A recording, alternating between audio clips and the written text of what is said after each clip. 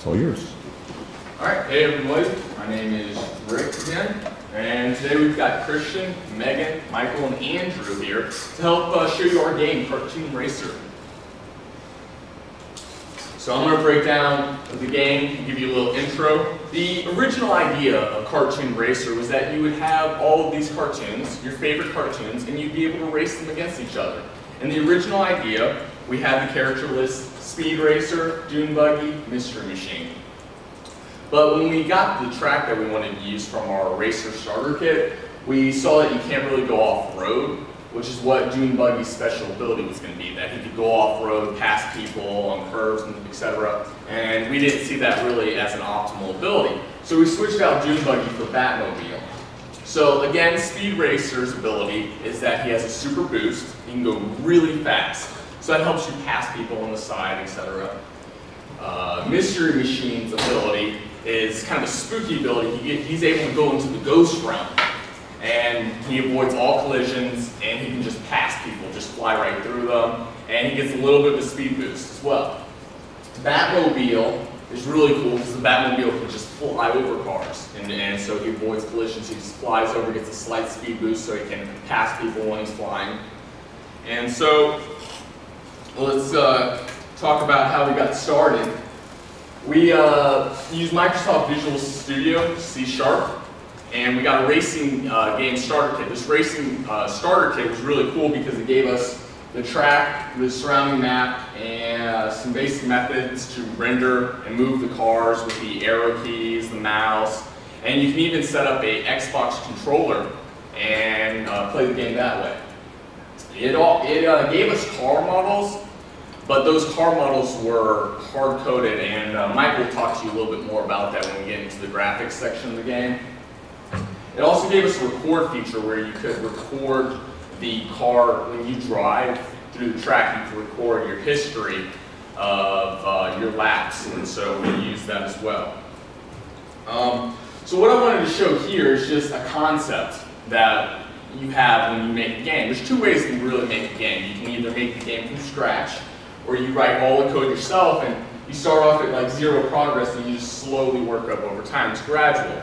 But when you have a starter kit, what we thought it might be easier because you're going to start off a little bit higher on the progress bar. But what we found out when you work with the starter kit is, although it seems like, hey, yeah, we're going to get a good start, you actually lose progress. In our case, we lost progress because we started with the starter kit, we started messing around with it, and then it just crashed, and we had to re-download the starter kit because we couldn't compile it anymore, and we lost where we could go. And so we had to re-download it, and there's a huge learning curve with using starter kit because you have to learn what they intended, how they intended to run the game. You got to learn how all of their pieces fit together. You have to learn how the player syncs with the camera, how the player syncs with the track, how all the rendering happens. You have to learn all of this. So if you want to make the smallest of changes, it compiles with everything and everything works in unison.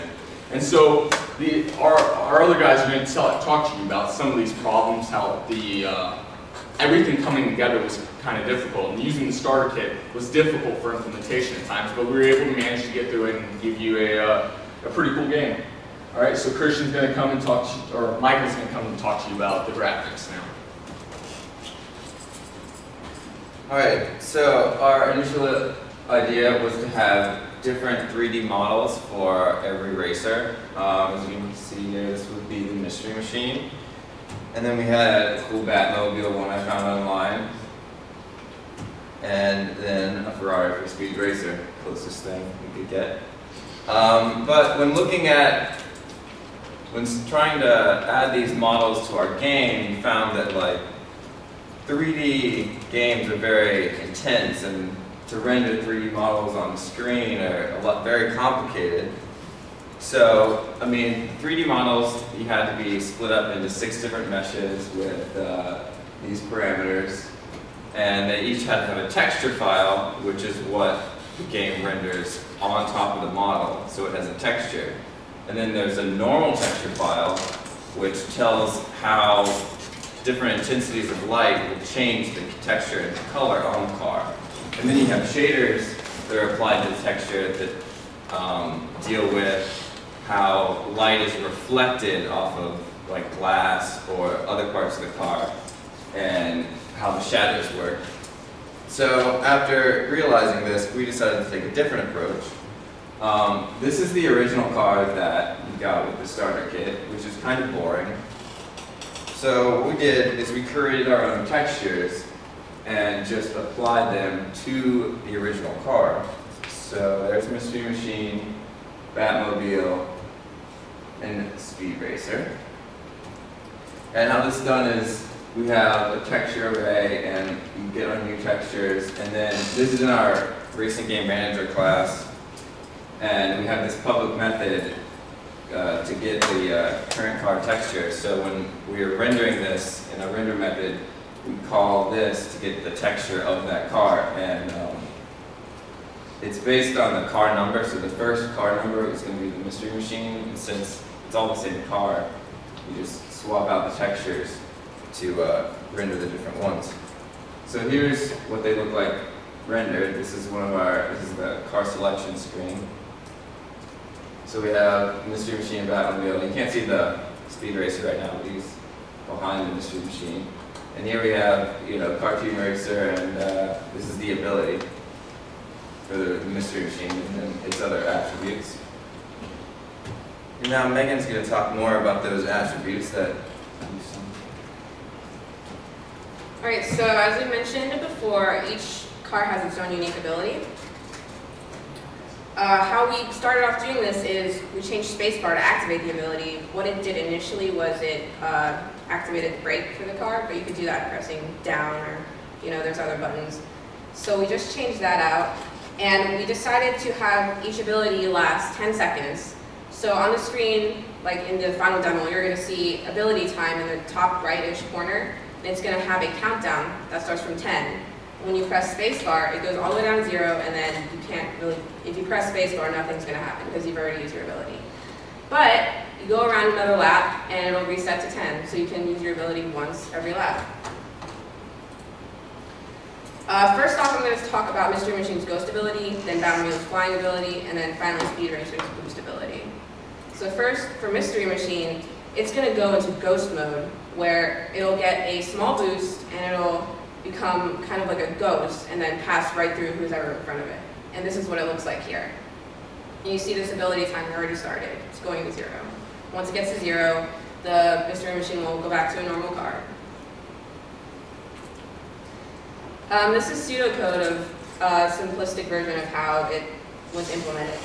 Basically, you want to see if your current car is the Mystery Machine, and if you press spacebar and you have the ability, then add a certain number to your max speed, in this case 10. And this stuff is just, rendering the car, putting it on the screen. And basically how it works is you want to render the current car, and do you want it in shadow mode or not? In this case, yes. And you get that from the car render matrix. Or if you haven't activated your ability, just render it normally. And for Batmobile, the Batmobile can fly. So you activate it, you slowly go up into the air, get a speed boost, pass who's ever in front of you, and then land back down. So how that works is pretty much check the same stuff, and then adjust the position so your car will go all the way to the top slowly. And this pitch is the angle that the car is at. So pretty much if you're floating to the top, the front of the car is going to go up instead of just floating awkwardly to the top like that. It's going to go up like this, and then once it's at the top, it'll level out.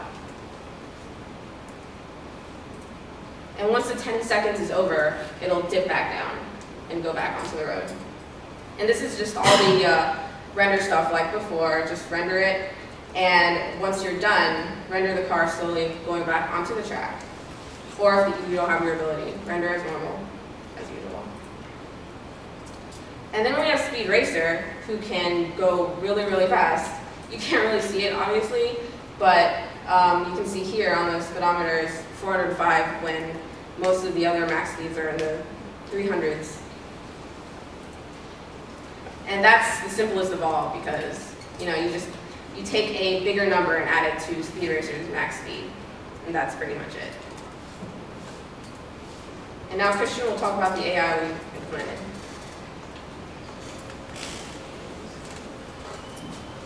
Alright, hi everyone.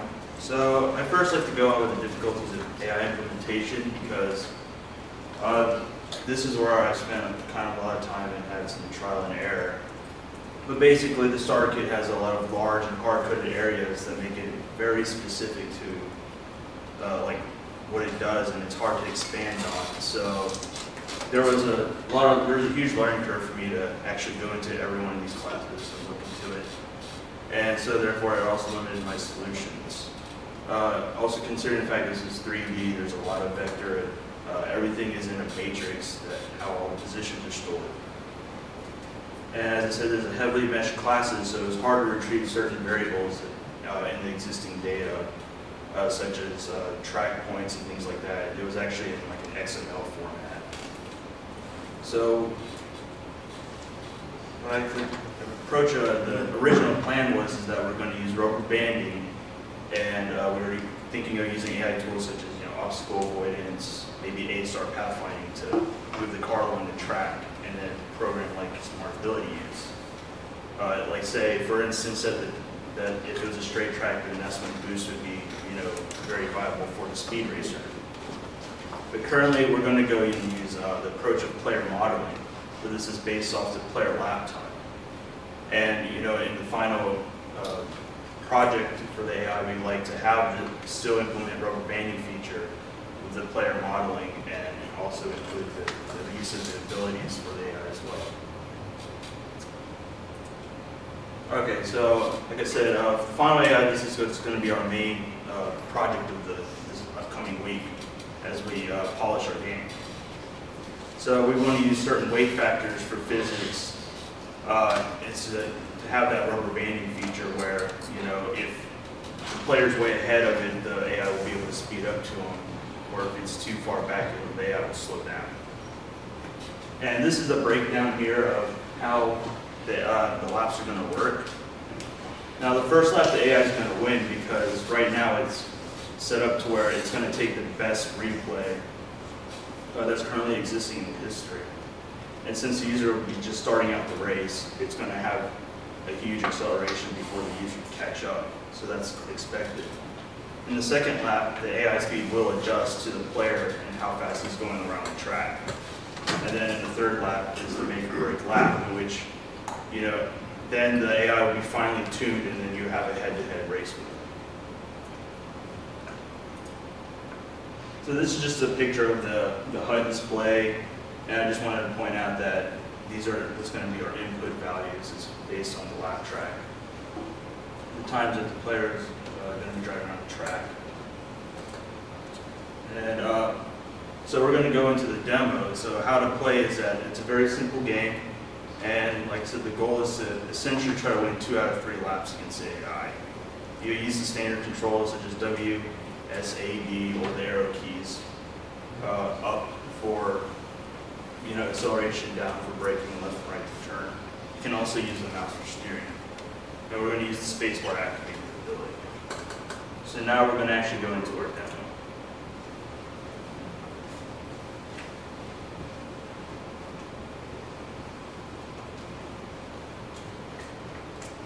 Alright guys, time to see a little CartoonRacer demo. A little bit of loading, but... Alright, so this is just a backdrop of what you see. You sort of see the track, and right now it's running with the Batmobile. So we go in, you start, you hit spacebar start, you can click start on your Xbox controller, click the left mouse key. So we get in, you have options, look at the high scores, change certain settings. But we're just going to go start race. So here you can see, here you can see, you have your ability at the bottom. So for the mystery machine, you're going to have your ghost ability. For the Speed Racer, you're going to have your super boost. And for the Batmobile, you're going to have your ability flight. So let's try out the Batmobile first. So you can choose any track. We're just going to do beginner. It's a little easier. So what's going to happen is what you just saw was the bot following a previous lap time, and we want to catch up to him, so we're going to go into flight mode. And so that mobile starts to fly, and it gives you a little bit of a speed boost, but I believe he was Speed Racer, so he's a little bit faster than me, and I didn't start off my ability correctly. So I just want to walk through all the cars, so let's go to the next one. Alright, so we got the Mystery Machine. We're going to do a little ghost ability. So we start off the race the same, and the bot is going to start off extremely fast again. And I'm going to want to catch up, so I go into the Shadow Realm. And so now I can go really fast, and everything's ghost-like. It's really exciting. But again, I didn't press it fast enough. I mean, it's intended that you're going to lose the first lap, because it's based off of a previous best time. But that will be adjusted on the next lap, so that you can, it's going to slow down his lap time, the bot's lap time. It's going to slow it down so you can catch up the rubber banding feature. All right, and then our last car is the Mach 5 Speed Racer. This one should be a little bit more competitive. And this time we shot past him. So you can see how you have a little bit different speed. You can see I can bump against the rails right now because I have a lot more acceleration right now. But now I slow down, and once I hit the rails, my ability is no longer activated. So the abilities also help you with collisions. So you can just like bounce off rails, and you don't have to really care, and it really helps you squeeze around the bot. And so that's the essential idea of our game. So any questions? Can you, with your ability, can you press the spacebar again to like stop it so you can leave 5 seconds or something, or is it just once you hit it, it goes away? Currently we have it for just 10 seconds, and you can't disable it, but you'll be able to use it again the next lap. We didn't really think that was really, because especially with the Batmobile, it takes a couple seconds for him to get in the air and then fall back down. So if he was left with like 2 seconds left, he'd be like, ugh, and then so. Any other questions? Yeah, so when you're racing the AI, can you like if you catch up with them, can you collide with them, knock them off path? Currently the collisions aren't that greatly calculated because the physics engine is hard to work with 3D. Can you collide with them though? Right now, we don't have car-to-car collision. But essentially, the abilities we're supposed to. We're going to have car collision, and then when you have the abilities activated, it's going to negate the car collision so you can go through or over them. So is the Batmobile just a rendering thing where it's rendered higher? Yeah, So the object there's no collision. the object's still on the ground, it's just rendered higher. But then you would Because the matrix attribute, you really can't change because we don't have like an up key, so you can't really render it in the air, or like the object can't be in the air, it has to be on the track. So we had to not render where the car actually is and move it up for that. Also, it's there's a thing in the game where if you're, it actually has a timeout in case something happens where if you accidentally get extremely off course and you end up in the air. This is like a pseudo in the air, but if you actually end up in the air for 3 seconds, it kind of boots you out as a game over as like a kind of a precaution, so you don't just have to, so you don't get timed out on something and you get frustrated. So kind of like an auto pickup mechanism. So yes, we're rendering it higher, but we're not, it's still on ground, you just won't have collision when it goes through. So that the game still thinks it's on the ground and it performs normally. You don't have to worry about making sure that that timer goes on and off as the Batmobile goes up and down. With collisions, however, though, when you're in the ability, you can turn off collisions, like set Boolean false. But like I said, the physics engine is extremely complicated for a 3D game, and it wasn't initially, the starter kit that we had wasn't initially intended on having multiple cars, and so it's really difficult to rework the code so it all comes together correctly. What would happen if you go into that ghost mode with the one vehicle and you're like partially through one of the other vehicles and then the timer runs out? Well, it's sort of like the thing behind, originally they didn't have boost at all, and so if you use the ability, you wouldn't really go much faster than them, so it'd be So we thought by adding the extra boost, it would eliminate being like inside someone because you know you're going like Okay. 100 miles faster than anyone who's not using And then also another option is in case of a safety mechanism, we got a quick check. If that happens, then we'll just keep the collisions off for the split seconds they're in touch, and the second they separate from the collision detection, you can turn it back on. So if you get ahead and immediately lose it, you can go bump. So that if for whatever reason you're in the mystery machine and you ghost and you get 3/4 through him, it's not when you pop out, both people collide immediately. There'll be a little buffer. But in addition, there are collisions for the guardrails. And what they do for that is, if you hit a guardrail, it says where you would have ended up going whatever speed, how far you would have gone into the guardrail, and it re-renders the car, adjusts it so it's back on the track, back correct direction.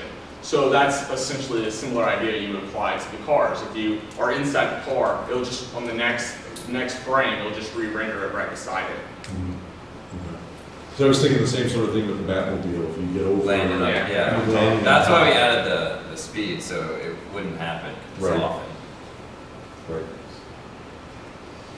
Can you go into a little more detail on the AI? All right, Christian, you want to talk first?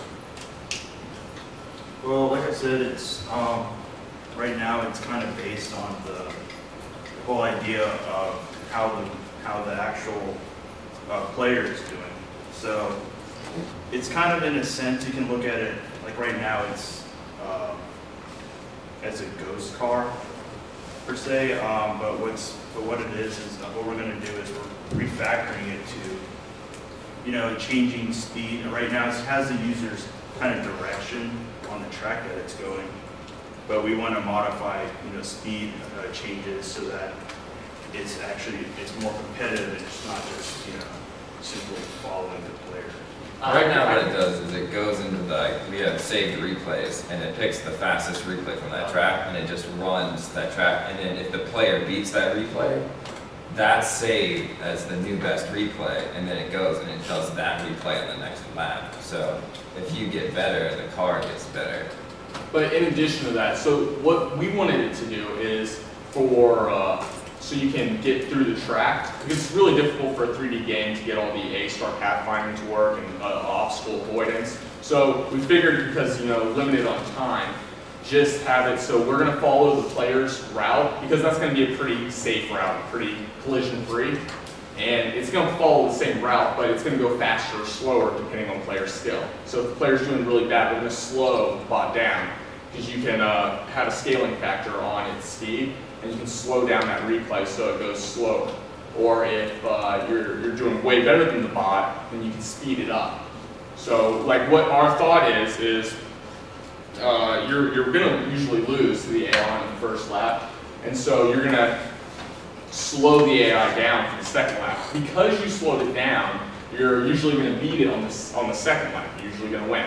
And so when you win the second lap, you're going to want to speed the AI back up so it's competitive with the player. And so now both are going at top speed for the third lap. That's why the third lap is the make or break lap. Whoever wins it wins it all, is the idea. So our basic idea is kind of what we're going is that the idea is we kind of want to have a flow so that, okay, you meet up with this person, they get the head start on the track, you're trying to catch them, you're trying to beat them. So the opening track, is them opening up, and after they beat you, they get a little thing, and they don't want to overheat their car or whatever. So they slow down a bit to rubber band. You're not going to say oh, you're going completely horrible. They'll slow down to a near stop and let you go if you stop for the first lap. But they'll decelerate to a point so that it's still winnable, but it's that lap's winnable, but it's not completely a given kind of thing. So it shows some competition, and then the scale back up for the third one. To make it. So you guys are back to neck and neck. You want to make it kind of big. It is cool for a flow idea though, you're going to lose the first lap, but you win the second one. So most users, almost every user is going to win a lap unless they just decide they don't want to drive and they're just going to stop in the middle of the track. But you're going to win a lap, which that gets everybody kind of pumped up. They're like, yeah, he bought at least one lap. And then they have, for the competitive players, the third lap is for the competitive players. Can you actually beat the bot? Yeah, we basically want to show them that, the bot's really good. So come on, we want to bring out the best in you. So first laps to get you motivated, get you into the groove of the track, I guess, with the acceleration up and carry through. The second one gets you to finish up the motions, and we actually want that one big race in the third lap going. You know, that's basically what it is. It's like the first two kind of like warm up kind of thing going, and then finish. So.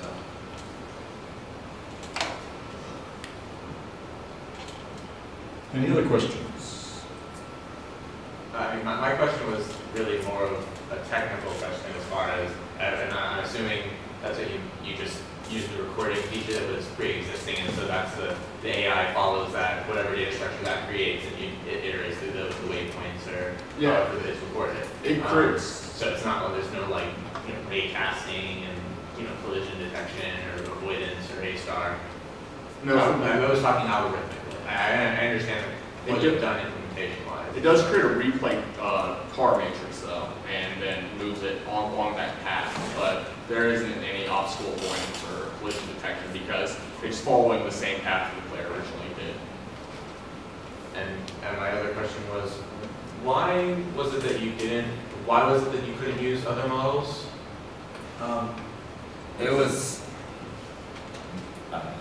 I just got really, I mean, none of us have ever done 3D modeling work or anything, so I was just getting very frustrated trying to get the, because you need like .x files for X and A, and you needed the shaders and the textures, and I had no idea how to make a normal texture file, which is like you have to take your texture and then use it as a map to show how the 3D light will change the texture. I didn't know how to make a normal file, and then there's also the fact that this is using like a previous version of XNA, and the .x files have since updated. And we had some compatibility issues with getting .x files inside, I believe, as well. I remember you saying one time that we just couldn't get the .x files to completely work. So we just took the existing working model and tried to reskin that so that we would have something going. And I mentioned earlier, really a hard learning curve when you use a starter kit. And a lot of the starter kit was hard-coded to this specific model. So when I talk about hard-coded, I'm talking about the physics of the car. They hard-coded some of the physics for just that car. So had we gotten a different model, we would have had to recompute some of the physics and type in our own values for that car. And that makes it really complicated and tedious, like all the collisions and stuff. It is also kind of nasty how they gave you little guidelines. Oh, to make multiplayer, you should do this, this, and this.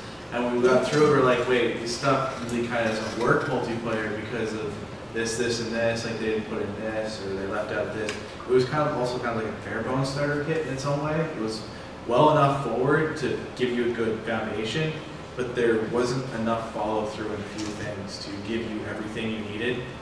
It's like it tells you, oh yeah, you should make a multiplayer class. Well, it doesn't tell you how to do that, and it doesn't tell you how to string all the players together. We initially tried to make like a separate entity. The reason we kind of went for replay is we could take the ghost of the previous car, and we found out we could play with that a lot easier than it was to get a second car on the track because of how they built everything up to work in the game. Like a player would have a camera attached, and that camera was attached to car physics, which was attached to the base player stuff. So you'd be like, okay, I can't just make a new player without having a whole bunch of stuff attached to it. So it would take like a lot of work to try and make a workaround. Yeah, what you mentioned there is like each car has a camera that's connected to it. So we did create other cars and we put them on the track. But then you had a camera that was trying to focus on this car and focus on this car at the same time. And then that broke the game. And then we were like, okay, how do we get back to where we were? And we couldn't figure it out. So we had to just re-download the whole entire starter kit. And we had to do that several times. So we just kept losing progress and just restarting the starter kit and just starting over. So it was, like the reason we're going with the replay kind of throttle is it's a lot easier for us to do that than it was for us to figure out how to get a second car working, since I don't think they intended for it to be a head-to-head thing initially. And it's hard to take a project that stands and rework it into something it's not. Okay, any others? Okay, let me thank them.